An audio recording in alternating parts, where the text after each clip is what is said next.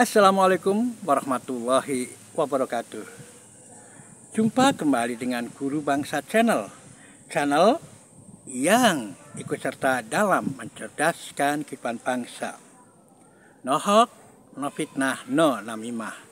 Tiada dusta, tiada fitnah, dan tidak ada adu domba. Saudara, kali ini saya akan menyampaikan beberapa hal yang saya peroleh dari setengah hari Jumat ini yang cukup bagi saya sangat membanggakan, membahagiakan, karena kita bisa mengawali hari ini dengan ikut serta dalam pengajian. Yang kedua, kami juga pas di pengajian itu ketemu dengan salah seorang guru saya yang di sini. Beliau adalah ahli nuklir lulusan Jerman, dan kita berdiskusi. Dia mengeksplor tentang apa yang saya lakukan. Saya katakan bahwa saya hakikatnya adalah holistic medicine. Saya terapi tidak hanya dengan satu metode, tapi terapinya dengan memadukan berbagai aspek kesehatan atau aspek kedokteran, termasuk aspek yang paling penting dalam pilar kami adalah aspek spiritual, aspek tauhid, yakni apapun jenis terapinya, apapun jenis penanganannya, penentu kesembuhannya hanya yang di atas, hanya Allah Subhanahu wa Ta'ala. Sehingga saudara sekalian, apapun penyakit yang Anda hadapi, obat apapun yang Anda bisa dapatkan, yakinlah bahwa itu semua akan bermakna ketika kita betul-betul pasrah kepada Allah Subhanahu wa Ta'ala. Berdoalah jika akan meminum obat atau melakukan terapi. Jangan lupa bismillah, karena apapun hal baik yang tidak diawali dengan bismillah itu adalah terputus. Jadi sangat istimewa ketika Rasulullah mengajarkan doa untuk sentuh sembuh, saya katakan begitu, dengan doa, ya terapi dengan doa Rasulullah itu diawali dengan bismillah, ya, karena tanpa bismillah, tanpa diawali dengan bismillah, apapun akan terputus. Nah, yang menarik dari pembicaraan saya dengan guru saya itu ahli nuklir adalah beliau sedang mengembangkan semacam metode terapi terkait dengan bahasa. Saya sering mengatakan bahasa dengan bahasa semesta, ya, bahasa semesta istilahnya. Nah, bagi saya, kita sangat yakin bahwa semua, Al-Quran mengajarkan bahwa semua itu makhluk hidup adalah bertasbih, ya. Tapi kita tidak tahu tasbihahum, ya. Kita tidak tahu tasbih mereka, ya. Dan dari tasbih-tasbih itulah jadi mereka itu tidak diam. Makanya saya sangat menghormati benar, ya, dengan local wisdom dari Jawa yang selalu kalau mau apa-apa itu disuruh berkomunikasi, ya istilahnya kalau bahasa Jawa itu kan santunya pamit, ya. Ya, pamit, kalau kita pamit, cara merendahkan diri di Jawa itu ya dengan menganggap kita itu dekat dengan yang mungkin di sekitar itu. Kita menyebutnya atau kita memposisikan sebagai cucu-cucu mereka, agar alam raya ini yang ada di sekitar itu tidak terusik, terutama ya kalau kita pada satu kedaruratan harus buang air di alam terbuka. Nah, kita harus, istilahnya orang Jawa itu pamit.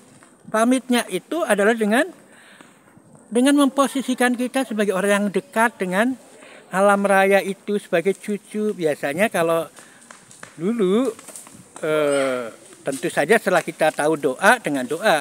Dulu waktu saya kecil nggak ngerti, ya paling dikatakan ya pamit dulu. Ya, biasanya dikatakan, Mbah,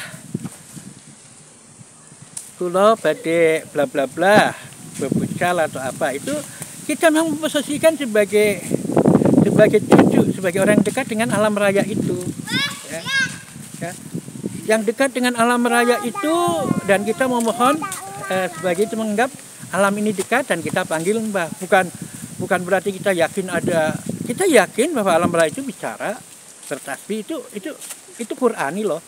Jadi kalau orang yang tidak percaya itu berarti anti Qur'ani ya, karena memang alam raya, burung-burung yang terbang di angkasa dan sebagainya, semua bertasbih dengan tasbihnya walaupun kita tidak memahami tasbihahum ya. Jadi saya tadi tertarik, wah, ini berarti memang kalau kita kan banyak sekarang sudah sampai mendekati komunikasi molekuler sekarang ya. Kalau saya sebut bahwa kita sudah sampai komunikasi molekuler terhadap makhluk Allah semua, sehingga kita mendekatinya dengan biomolekul, kan biasanya begitu. Biomolekul kita pahami. Nah, ini untuk apa? Ya, karena kita tidak bisa bahasa verbal mereka. Kita tidak bisa memahami bahasa verbal mereka, sehingga kita banyak melakukan eksperimen untuk sebetulnya untuk mengungkap manfaat itu semuanya adalah ini untuk apa itu sebetulnya kita untuk menangkap bahasa non verbal, bahwa dia itu untuk apa. Nah, mungkin kalau kita yang tadi yang saya tangkap dari guru saya ahli nuklir itu, dia akan menangkap itu.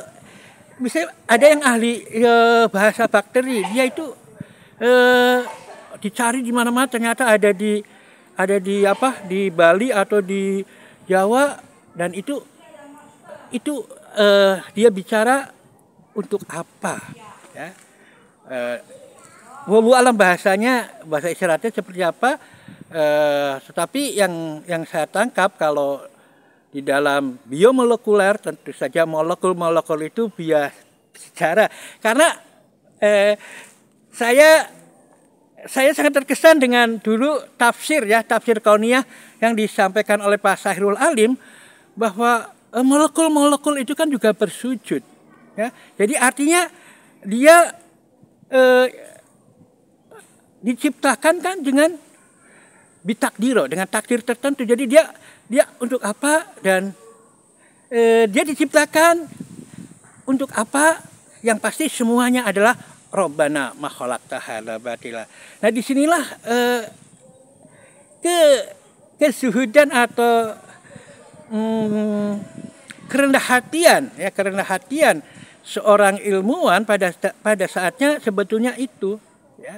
Kalau ilmuwan sudah sampai pada tingkat hakikat ya, ilmuwan yang sampai tingkat hakikat. Tapi kalau ilmuwan cuma menangkap empiriknya ya, semacam itu, paracetamol untuk mengatasi panas dan sebagainya. Tetapi sesungguhnya ada sesuatu yang dalam yang saya tangkap itu, dengan terapi yang tadi dijelaskan oleh salah seorang guru saya, yakni Pak Jafnan Afandi.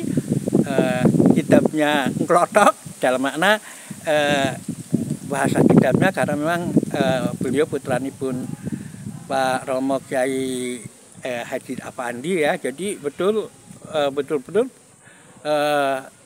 dalam bahasa kitabnya juga ini, dan saya bilang ya,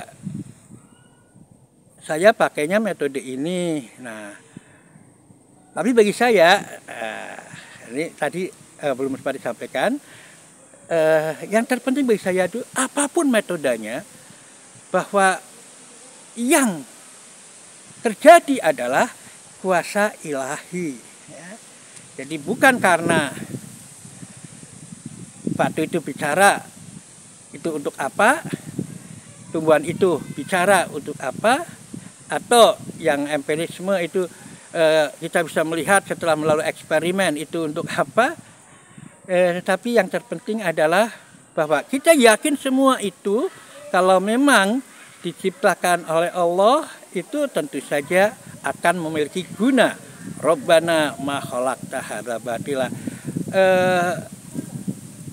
Keseriusan kita mendalami, atau kalau kita dalam bahasa tasawuf itu selulup mencari hakikat-hakikat, itulah yang sebetulnya pada akhirnya adalah bisa ma'rifatullah, ya, bisa menenangkan hati kita sebagaimana Nabi Ibrahim alaihissalam minta bukti kebangkitan dengan 4 eksperimen burung merpati. Itu adalah bukan karena Nabi Ibrahim tidak percaya, Nabi Ibrahim percaya, tapi bagaimana eksperimen itu, ainul yakin itu bisa sampai mengantarkan pada hakul yakin. Itulah yang terpenting sebetulnya dalam barangkali pembelajaran sains, terutama di lembaga-lembaga Islam, harus dimaknai.